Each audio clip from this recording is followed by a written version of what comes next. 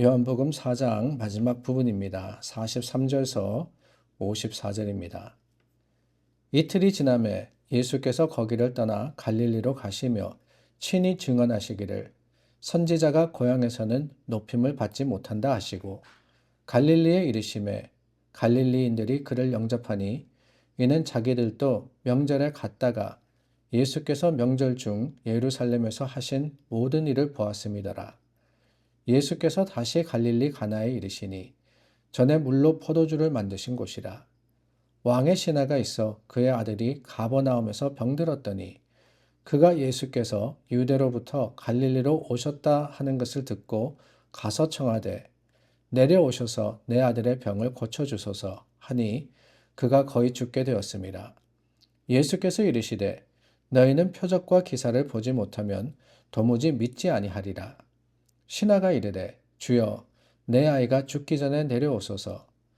예수께서 이르시되 가라 내 아들이 살아있다 하시니 그 사람이 예수께서 하신 말씀을 믿고 가더니 내려가는 길에서 그 종들이 오다가 만나서 아이가 살아있다 하거늘 그 낫기 시작한 때를 물은즉 어제 7시에 열기가 떨어졌나이다 하는지라.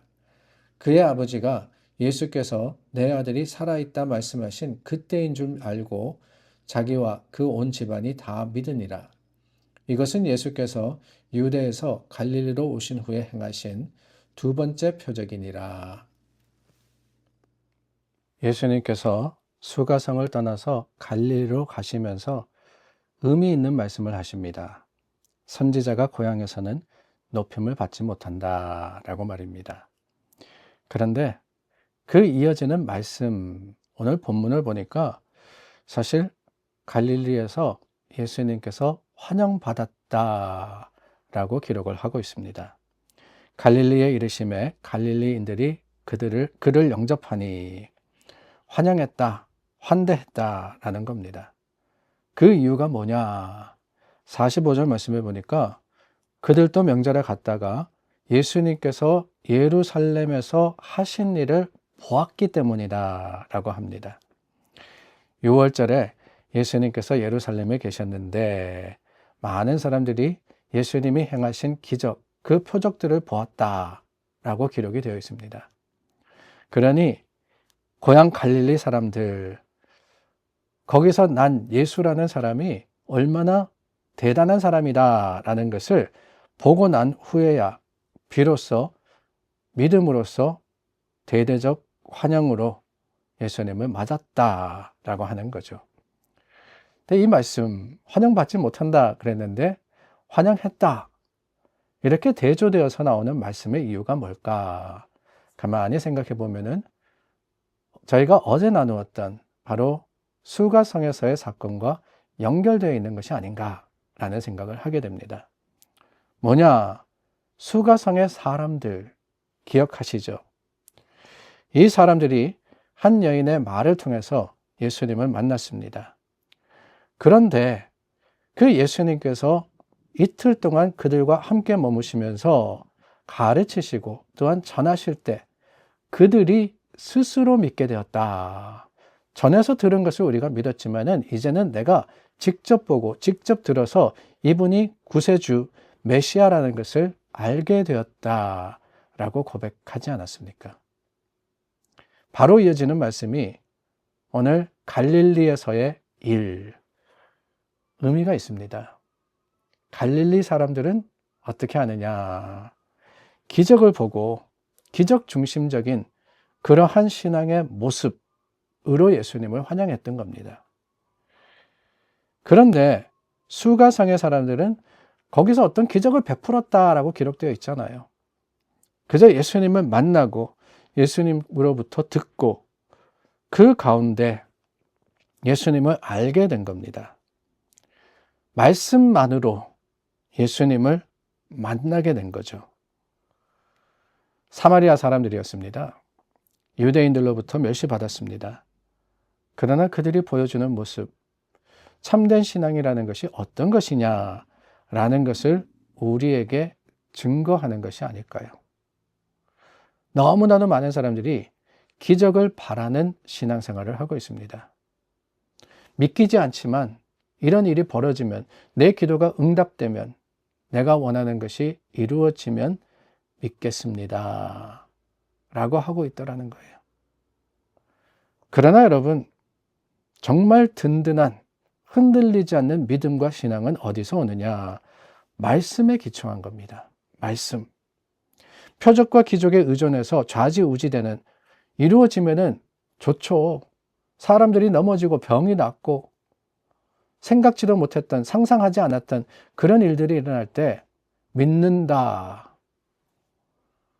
물론 감사한 일이지만 기적이 일어나지 않고 하나님께서 우리에게 풍성하게 뭔가를 주시기보다는 우리로 하여금 연단받게 하시게 할 때 그 믿음은 쉽게 흔들리지 않겠습니까? 오히려 변하지 않는 말씀에 기초한 하나님의 말씀 듣고 그 말씀을 믿음으로써 우리가 가지는 신앙은 흔들리지 않는 겁니다. 변하지 않는 거예요. 사실 우리는 표적과 기적을 기대하며 살아갑니다.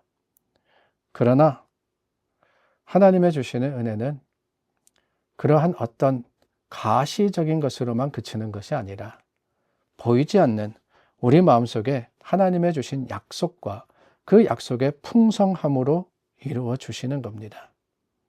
이어지는 말씀이 그것을 증거하고 있죠. 예수님이 어디를 가시느냐? 가나라는 동네로 갑니다. 이전에 물로 포도주를 만드신 첫 번째 표적을 보여주신 곳이었습니다. 근데 그곳에서 병든 아들을 위해서 가버나움에서 온 왕의 신하를 만나게 됩니다. 가버나움이라는 곳, 그것은 굉장히 멀리 떨어진 동네였습니다. 그런데 예수님을 만나겠다는 그 바람을 가지고 한 걸음에 달려온 거예요. 주여, 내 아이가 죽기 전에 와서 고쳐주시옵소서. 죽기 직전이었던 그런 상황이었던 것 같습니다. 그런데 그를 향해서 예수님께서 뭐라고 하십니까? 50절 말씀해 보니까 가라, 네 아들이 살아있다 라고 하십니다. 네 아들이 살아있다. 지금처럼 예수님이 말씀하시면은 전화 한 통 걸어가지고 정말 살아있냐, 죽었냐 물어볼 수 있는 시대가 아닙니다.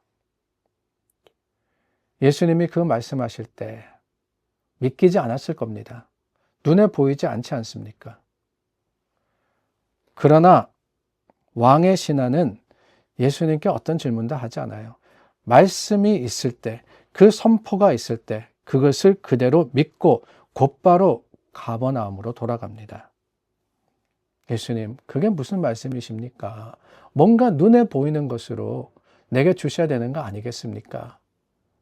그게 아니에요. 꼭 와서 예수님 안수하시고 예수님께서 어루만져 주시고 기도해 주시고 그래서 낫게 해 주시고 그것도 아닙니다. 이 왕의 신하는 말씀만 믿고 집으로 돌아갑니다. 아들이 죽어가고 있음에도 불구하고 말씀을 신뢰하여서 다시 그 먼 길을 걸어가게 됩니다. 그때 마중 나온 종들을 만나게 되죠. 그때 비로소 기적이 일어났다라는 것을 알게 됩니다. 그래요, 여러분. 우리는 기적이 일어나야지 믿는다라고 하는데 기적은 믿어야지 일어나는 겁니다. 순서가 중요해요, 순서가. 늘 말씀드리지만 신앙에서 순서라는 것은 굉장히 중요합니다. 우리가 아직 증거가 없지만, 아직 일어나지 않았지만 하나님을 믿고 하나님을 의지하고 신뢰할 때 하나님께서는 그 믿음을 통해서 하나님의 뜻을 이루어 주시는 겁니다. 어떻게 생각하면은 기적이 일어나야지 믿는다라는 게 더 쉬워 보이죠. 눈에 보이는 증거가 있으니까 말입니다. 그런데 실은 말씀을 믿는다. 그게 더 쉬운 일입니다. 보이지 않지만 할 수 있는 거 아니겠어요? 그저 신앙과 믿음과 소망을 가지고 말씀 붙드는 거 아직 일어나지 않았지만 오히려 그것이 하나님이 찾으시는 것만이 아니라 오늘 우리가 할 수 있는 기적이 일어날 때까지 기다릴 필요 없어요. 하나님의 약속 붙들고 우리가 확신할 때 반드시 언젠가 주님이 이루어 주실 겁니다. 그 놀라운 일이 저와 여러분들의 삶에 아름답게 고백되고 증거되기를 주님의 이름으로 축원합니다. 기도하겠습니다. 참 좋으신 하나님 감사합니다. 하나님의 뜻과 그 계획을 다시 한번 우리가 붙듭니다. 말씀대로 이루어 주시옵소서. 예수님의 이름으로 기도드립니다. 아멘. 하나님의 거룩하시고 그 긍휼하심이 아름다운 자랑이 될 수 있기를 우리 주 예수님의 이름으로 축원합니다. 기도하겠습니다.